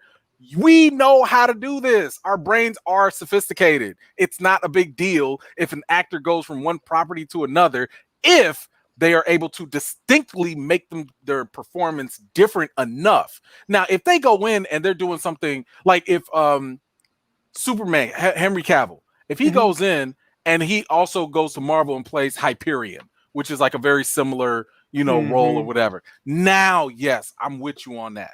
But if he goes in and he plays a vastly different character, let's say he was Drax, since Batista doesn't want to do the role no more. If he goes in and he's Drax, ain't nobody finna sit here and be like, what's Superman doing there in green makeup? No one's going to say that. It's not gonna happen. But that's the thing. You're not really gonna see him. Fine. Even if you make him Hercules, because there was talk about him being Hercules. You're not going to say, what is Superman doing there? He's a totally different character, probably with a different accent, and he's going to be in a whole different context. Right. We will be able to make that distinction. Let's not make this harder than it really is. I don't know what the hell Jake Tapper is talking about. It's not making sense. So they wanted cool if Jason Momoa was playing Aquaman right now and also came to the MCU and played Ghost Rider at the same time. I mean, yes. First of all, he was miscast as Aquaman. He should have been Lobo. Let's be real 100 with that. But yes, if he first of all, he also is not that good with his range as an actor. No, show lane. There's that part. So this is what I was talking about.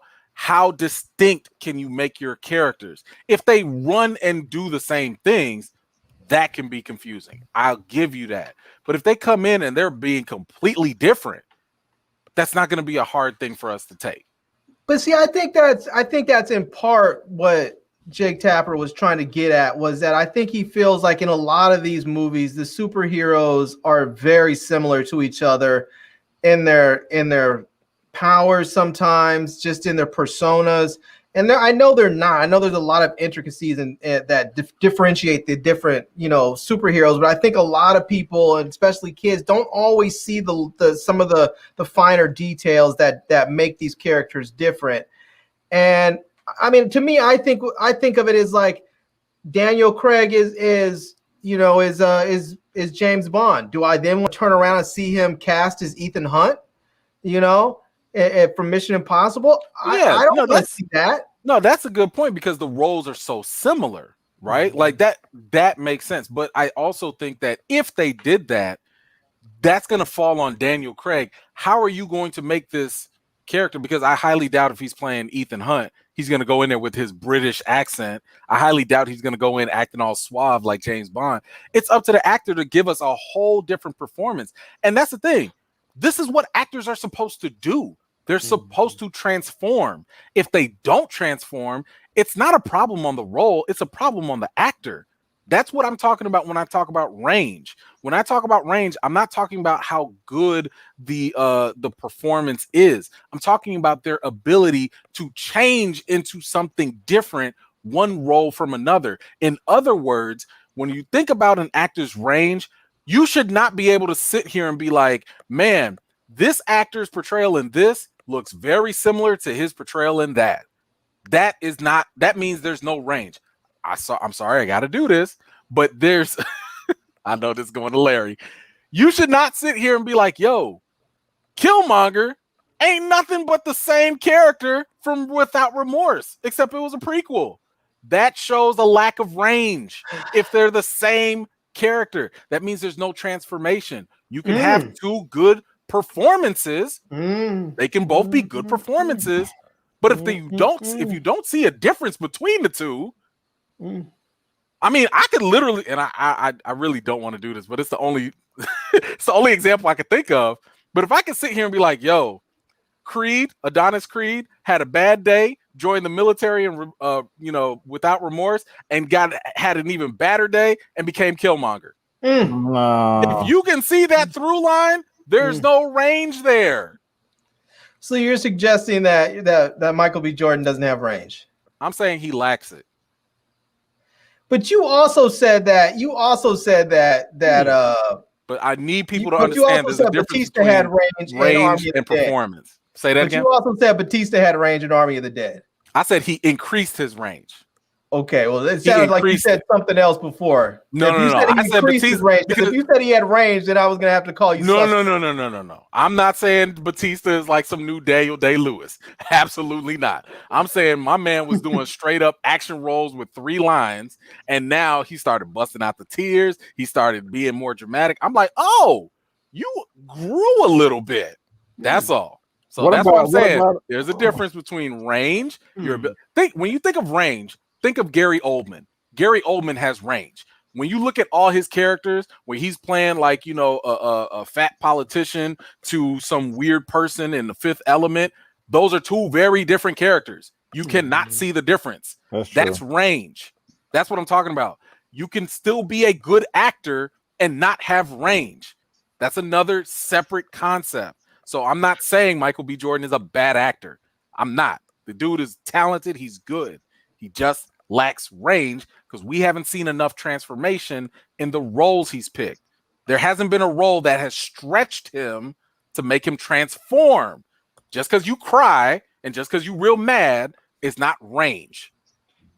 That's my point. The prison movie with Jamie Foxx. Jamie Foxx. I was going to say he did pretty good in that. I forgot the name of it. They had Brie Larson, Jamie Foxx. The other one, Fahrenheit. What was it? Fahrenheit 57 or something like that. He had a little range in that one. But the one he did one with Jamie Foxx, Brie Larson, when he was the lawyer trying to get Jamie Foxx out of jail. Right. It was like Just Mercy. Just Mercy. Or do you feel like that wasn't just enough? don't like him because he's the rightful ruler of Wakanda. Get out of here, Larry. Get out of here, Larry. Get out of here, Larry. You have your T'Challa bias. Get out of here, Larry. That's all it is. Get out of here, Larry. I don't like him because he's the true rightful ruler of Wakanda. Look, yes, if we got to dissect him now, yes, that role he did a little bit different compared to what he's done before, but it wasn't a huge stretch. That's not. It just wasn't. I see what you're saying. That's all I'm saying. It's not a stretch. He didn't transform into something completely wild and different and be like, dang, I forgot that was Michael B. Jordan. I still knew that was him. Well, yes, I think that's all Jake Tapper's saying too. No, Jack Tapper ain't talking about nothing. Well, I'm about to get killed because this next one is my story. I'm about to get killed because we don't even look at the comments. Did I get killed in the comments? I don't. No, you didn't get killed, but I'm about to get killed because we've talked about the person that I'm going to talk about in this next story. So there's a Thundercat story, Lord, and I'm about to cry. Oh boy, it's another one of my childhood favorites. This is your boy Adam Wingard who did Kong versus Godzilla. Is about to do a Thundercats animated movie and live action film. I'm okay with that. But what I'm not okay with is this damn part right here. They're trying to get Jason Momoa to be Lion-O, and they want to get the help of Zack Snyder. I'm not okay with that. No. He was okay in Aquaman. I would have wanted more out of Aquaman, but I'm fine with the way Jason Momoa portrayed him. I'm not feeling Jason Momoa as Lion-O, not a young Lion-O. Not feeling. Nope. When I think of Jason Momoa, I think of Drogo from Game of Thrones and kinda Aquaman a little bit, kinda. But he's going to go from those roles to the Lord of the Thundercats. I don't see it. But I can see you taking this personally. Yeah, but I'm gonna go to you first, E-Man. I want you fix me where I'm broken. No, I mean, he wouldn't be my first pick because I get it. I mean, look at this picture, right? The picture is intentionally there to show you that, hey, he looks the part, right? Yep. What's he do the look big the deal? part. Just color his hair red. Right. But people have to realize, and this is the difference, again, between audiences and people that are actually casting and making movies. You know, as audiences, we are consumers. All we care about is entertainment to consume. The people that make the movies, they are producers. They create stuff. This is very superficial to just sit here and say, oh, he looks the part. It's superficial because the if you know anything about Lion-O, he's like your Optimus Prime, right? Like he has leadership abilities where even if you sit in the audience, you be like, yo, Thundercats, oh, you know what I'm saying? Like you want to get up and go fight if you really, are there. I don't know if Jason Momoa can evoke that emotion from you. Exactly. And that is an issue. And that is the situation where acting has to trump looks. It's like when you look at someone like Hugh Jackman, he don't look like Wolverine at all, but his acting makes you believe that he is. Good point. That is why Jason Momoa, just because he's swole, just because he looks the part, does not mean he's the best fit for it. And I can't be surprised because Adam Wingard You're talking about a guy that just came off of Kong versus Godzilla. That whole movie was superficial. Mm-hmm. The whole movie was just about popcorn flick, turn off your brain, entertainment. We're just coming to see two monsters just throw hands or paws or claws or whatever. And that was it. And we have one, before I go to UB Avery, there's one more person that Wingard would like to see come with Zack Snyder and Jason Momoa. And I think we can all agree that this would work for this person. So they want the person to be Panthro, a brother we just talked about on your show. This good brother right here. That's who they want to come in as Panthro. And I can honestly see that. I can see that. Yeah. So, B. Avery, your thoughts? Well, to be honest, I don't know too much about the Thundercats to know the character, but if I'm just putting the pictures side by side, I mean, I am cool with Michael Jai White for filling that role. I think that'll be pretty dope right there. As far as Jason Momoa, I am getting annoyed with that. I'm just really, I mean, yeah, he looks the part, but I'm just frankly sick of his name being popped up for everything. You know, just do Aquaman. I thought you was fine in that, and then chill. You don't have to be in every goddamn role. So I'm cool on that. But also, I'm confused about the Zack Snyder thing. He wants to bring in Zack Snyder to do what? If he's the one directing, like consult somehow, some form of consulting. He wants Zack Snyder to do. Like B. Avery. Like, I don't know. I don't know. I mean, Zack Snyder is cool, but he ain't no James Cameron. You know right. Like, so that's why that's why I took issue with both parts. That really bothers me. Like, you don't have confidence. I mean, didn't he ain't the dude that wrote the script in high school or something, and it was made fun of? Yes. So now you don't have, and I like Godzilla vs. Kong. I mean, it had some issues. It wasn't perfect, you know, but that just tells me that you don't have no confidence in your project. You know, now you see why E-Man figured I'm so emotional about this. I'm concerned. And if you're gonna consult, shit, just do it behind closed doors. You don't need. Like, I got Zack Snyder to help me. Right. Yo, hey, that's what Sony did. That's what Sony did with Kevin Feige and Spider-Man. Kevin Feige was out there, you know, the email leaks and stuff. Yeah. Kevin Feige was out there giving them notes and everything. He was like, yo, do this with Spider-Man, do that, do this, do this. And guess what? They ignored it. They ignored everything Kevin Feige said. And that's what we got Amazing Spider-Man 2, and it underperformed, and they had to reboot. But they're idiots for that. And then too, Kevin Feige has proven himself 10 times over. You know, Zack Snyder, I mean, I'm a fan of Zack Snyder, but the man still needs some polishing. Oh, right. Oh, yeah. Okay. Yeah, I'm not feeling this. Yeah. Gotcha. Larry, thoughts on Jason Wingard wanting Momoa, Zack Snyder, and our boy right here is Panthro. Oh, hold on. We got a little something in the chat. Oh, there we go. Oh, good gracious sake. My goodness. First, Captain Falcon versus Killmonger. Make it happen, Marvel. Let me pull this picture down because this is a subject of debate. Larry, I'm gonna give it to you first. What'd you say? I said my mind's going blank. Captain Falcon. Well, I guess Captain American Falcon. Sam. Okay. Trying to mix the two. I don't know why y'all trying to get Sam killed like that though. Yeah, Killmonger will wear him out. Sam. There you go, bro. Sam can't fight. Sam cannot fight. Y'all need to stop playing with this man. He can't fight.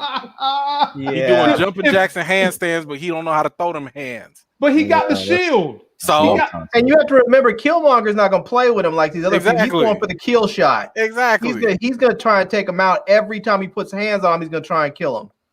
Come on, man. First 20. And he's going to be like, I'm the rightful ruler of Wakanda. I'm taking that vibranium shield back. It's mine. You look on it. Look at the small trailer. It says property of Wakanda. And this was a bad decision. My bad for bringing attention to this. I'm sorry. And if Bucky tries to step up, because he's the rightful ruler, he's going to have all the cheat codes. He's going to do the thing like the Dora Milaje did. He's going to go bloop, bloop, bloop, bloop, bloop, and his arm's just going to fall off.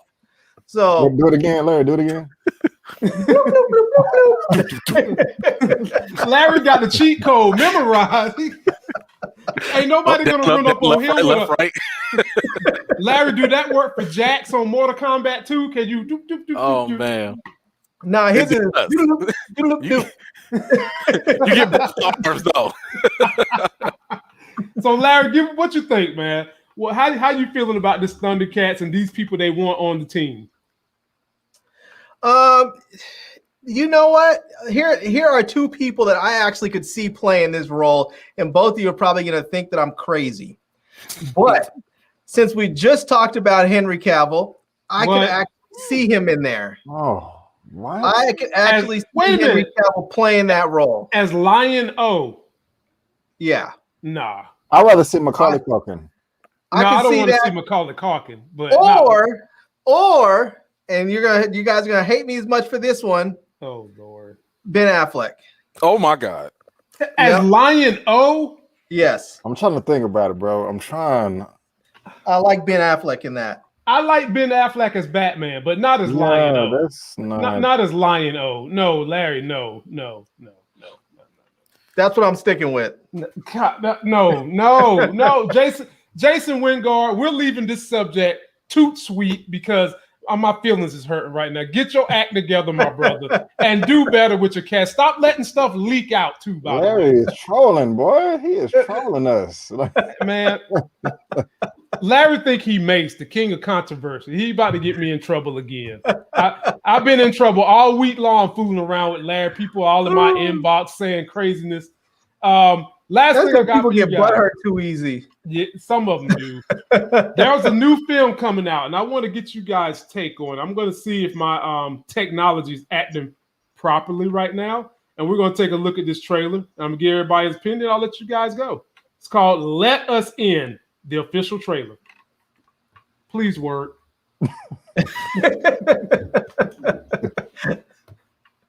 So, what's going on with the project? Hello, it's me, Emily Sparks, coming to you from Earth. Okay. There's a reason why you're not the most. We're not going to be watching this tonight, ladies and gentlemen. I can hear it. My technology is acting very, very crazy.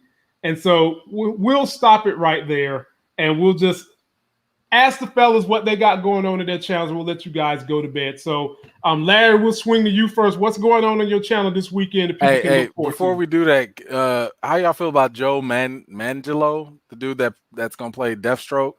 How would you feel about him? For Lion-O? Yeah, that's better than Ben Affleck. I know. I'm not saying I'm not giving you a smash hit person. I'm just saying, unless you go younger. Yeah, which is what I'm thinking. You got to go a little younger route. You got to go younger. You got to go Zac younger. Efron. I can see that. He's too short. I can see that. I don't know the Thundercats like that though. So I'm just going off. But see, think Animal Transformers.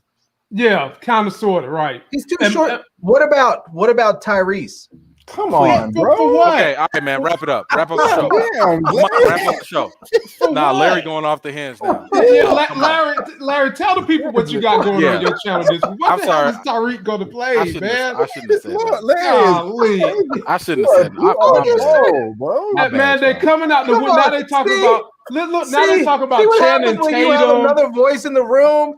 There's more representation out there in the room, so that there can be different voices heard. Larry, you opening up the conversation of foods, and now they talk about Channing Tatum, Roman Reigns, and all kinds of Larry, get out of here, man. Roman Reigns, dude with the weakest finisher in the WWE. Bro, the weakest finisher in the history, bro. Like, he ain't for real, man. Channing Tatum wouldn't be terrible. Somebody said Mark Wahlberg. Mark Wahlberg is too short. Larry, why would you say Tyrese? Why would you? Why? He was talking about Panthro. I swear he was talking about Panthro. He wasn't talking about Lion-O. Yeah, I'm talking about Lion-O. No, you're not talking about Panthro. You're not talking about Lion-O. No, I think we all agree Panthro would be great with Michael J. You're gonna have Tyrese out there like Thundercats. What more do you want from me? Exactly. Or he's gonna be like, my baby, don't take my baby. That's what. Larry is a troll. I'm saying, boy. Come on. Or maybe what's his name, dude that played Luke Cage? We can get him in there. Don't say nothing else. No more. Larry, just tell us what's on your channel. Larry, what is your channel? Where can people find you? Yes, what are you doing on your channel this weekend, man? Oh. You see what happens when you get some other voices in the room? Yeah, we trying to tell you no, because we care. Man, y'all acting like the other folks over there at Comic-Con or something. You know, you need some new voices in the room to get the Tyrese's working in the world. Come on. You know? Come on. Okay. Somebody said the Olsen twins as the Wiley Cats. I can see that. Come on. I can No, see they the too Olsen old. twins. They too old. They too old. They too old. You think they're too old now? Yeah, they too old. They too old. They too old. Too old. All right. Okay. B. Avery, what's going on your channel? We obviously know that the only thing going on Larry's channel is a whole bunch of Wakanda and Killmonger foolishness. So what's going on your channel? All right, let me tell you. All right. So I'm still making some videos, still doing my reviews and stuff. I have some cool stuff I need to review. I did put out a video tonight about Quibi. I don't know if any of you remember Quibi, the streaming service that came out and they had all the shorts on there. And what about Boris Kojo? Anyway, so Quibi is back. Quibi is back. But it's back and it's part of the Roku channel. So Roku basically bought all of Quibi's library and they're offering it for free on the Roku channel. So you can watch it on pretty much any device. You can watch it on your smart TVs, on your streaming devices, on your phones, your tablets. Anyway, so I made a little video about it, telling people what it is, where it is, how to watch it, and showed some of the stuff that's on there. I also made a video about watching the Black Panther Wakanda series that you can watch for free on Marvel Entertainment's YouTube channel. So there are 6 episodes of that. That video is actually coming out tomorrow afternoon. And yeah, that's pretty much it. I mean, I have some other stuff, but I mean, it's just more tech stuff I'm always working on. So yeah. Y'all subscribe to that brother's channel. I did get a new knife though. B. Avery had his knife. I've been doing a knife review. I've been doing a few knife reviews, so I have a new knife here. So you know, I gotta get some. Oh man, y'all got the knife. Yeah, man. I got one too. Dang, man, I'm so behind. I got one too, man. I was all on my Falcon and Winter Soldier thing, and I'm just using a little nail file, you know. Because I like Bucky with the knife, and y'all got real knives. Yeah, we got some good B. Avery had a Band-Aid on his hand last week. Yeah, bro, I cut myself. Dang, man, I feel low as hell. You good. B. Avery, be sure to subscribe to Larry's channel, my people. Yes, Great Larry, content. send me the link when that video goes. Yeah. And B. Avery, what you got going on your channel this week? Would you probably be able to catch Larry on his channel on Sunday? When you check out that video, go ahead and check the thumbnail too. Nice. Never mind, Larry. It's Black Panther, but it's Killmonger as Black Panther. Mind. Wait a minute, Larry, you did not put Killmonger as Black Panther on. Yes, I did. He has the gold and everything. God almighty. This guy. Well, what I had right before this, I was trying to finish my review for A Quiet Place 2, which drops next week. So that'll be up later tonight. Maybe got like another hour left of editing. Just them pictures are real tedious. I still have my Jupiter's Legacy shot. I just got to edit it. I'm not going to put too much time on that. That'll come out tomorrow. We get a sneak peek. What'd you think of it? I liked the ending. I didn't like the beginning, but I stuck with it, and I was entertained. It was a bunch of bad stuff, but I was still entertained. So Quiet Place 2 tonight, Jupiter's Legacy tomorrow. My Cruella review will be up on Wednesday. When did that come out? Wednesday. Well, it comes out, was it Friday, I think, or the week after that? But the embargo lifts on Wednesday. I'm gonna try to have it up by then. I got time. And also for Sunday, I'm gonna try to. I've already shot it. I just got to edit it. My Game Kings review, that documentary on helping men with dating life and stuff.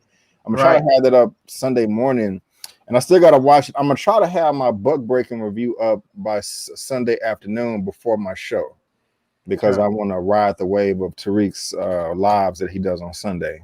And so I haven't watched it yet, but that's what I saw. Jupiter's Legacy, Quiet Place 2, Cruella, Game Kings, and Buck Breaking is coming this week. Cool. And my show on Sunday, 6:30 p.m. CST. Yep. Be sure to subscribe to that brother channel and the big homie E-Man from the Chi-Town. What we got good going on your channel? First of all, I want to say shout out to Carbro who said E-Man in there with the butter knife. Carbro know the deal. He know the deal. If you don't know what he's talking about, you got to go watch my Falcon and Winter Soldier. I'm sorry, it's buck breaking, B-U-C-K, not butt, B-U-C-K. That's a whole different channel. Yeah, that's a whole different website. Different Y'all won't be every OnlyFans channel. No. Boy, man, y'all do be bugging on Friday night, man. God. Oh man. Yeah. So what do I do? So I just did a live just a little while ago. If y'all missed it, I will break it up because I know anybody about to watch the whole hour and a half. You should. It does me, my channel some great favors. But I will break it up. What I did was I talked about Castlevania season 4, non-spoilery. Just gave you my thoughts on that. It's fantastic, by the way. And then I also did a quick breakdown, a very, very quick breakdown, not detailed at all, no spoilers, for Love, Death, Robots Volume 2. So if you were interested in it, if you don't know what Love, Death, Robots is all about, I'll break that up for you and let you know what you should watch, what was really cool, what you could pass on as well. So you don't want to miss that. I too will also have I'll drop some other reviews as well. I'm a little late with it, but I got to drop my Spiral review. I just dropped my what was that other review? Gosh, it wasn't. I got A Quiet Place coming up. I'll probably drop that in the next day or so. I got to do that one. Dang. Oh, Army of the Dead. Sorry, that was the other one that I just dropped, so you can go check that out as well. And then sometime down the line I'll do Cruella. I don't know how excited I am about that movie, but I'll get around to doing that as well. But yeah, please stay tuned because you never know if I drop like an interview, some big news, like crazy things happen on my channel. I don't like telling people sometimes. I just like to just drop it, So you just gotta be subscribed and hit that bell for notifications. You never know what's gonna happen, Yeah, oh, and by the way, Recast T'Challa passed 35,000 signatures. So we are making milestones, and it is just the beginning. The petition is not the end all of this movement. It is just the beginning of a conversation. I've got some things up my sleeve. You don't want to miss it. I'm working on something huge. I don't know if it's going to happen yet. Stay tuned in a couple weeks. If it pans out, it'll be worth the watch. I'll just leave it at that. Well, we've been waiting on it because we need something to deal with till Loki come out anyway. So make those things happen, my brother. In terms of my channel, what'd you say? Didn't they just drop a new trailer the other day? They've been dropping clips all day. Yeah, left and right. Me neither. I haven't watched none of them either. I'm not. But for me, ladies and gentlemen, I will be back Sunday. It is the Shy time. My wife wants to come out the closet and sit on down with me and review the Shy. And then I'll be going live Sunday night with Moochie and Anita the Diva. The one that had on that wig looking like Tina Turner the other day. We will be reviewing Run the World. Then I'll be back again on Monday with Larry, Moochie, and Jay Moore reviews to do the Shy live stream. And we'll do Godfather Harlem live stream, and then we'll keep our same schedule. And you'll catch me popping in with B. Avery this Sunday as well before I go live that same night. And ladies and gentlemen, subscribe to all these brothers' good channels. They'll keep you informed, entertained, and with it. And until that next sexy as hell video, Killmonger is not the rightful ruler of Wakanda. And I get to hit the button before Larry can say something else crazy.